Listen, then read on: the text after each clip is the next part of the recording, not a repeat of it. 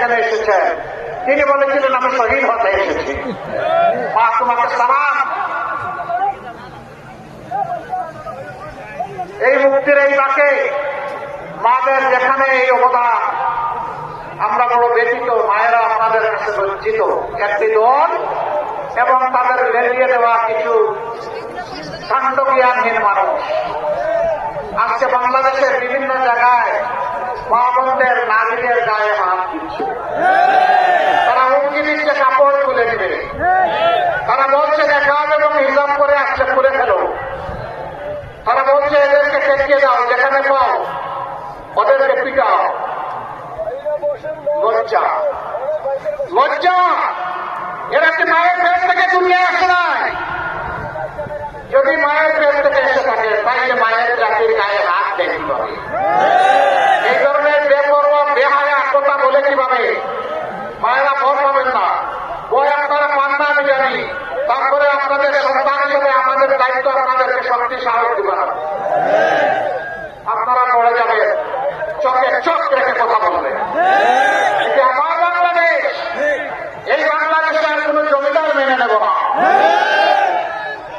এই বাংলাদেশ হবে ইনশাআল্লাহ জনগণের বাংলাদেশ।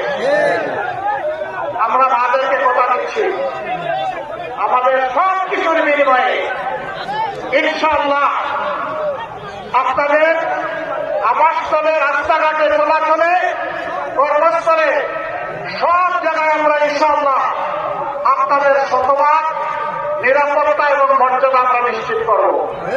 এটি আমাদের এক নম্বর অগ্রাধিকার। এই দেশে আমার মায়েদের কোন নিরাপত্তা নাই, এই দেশ আমার হতে পারে না।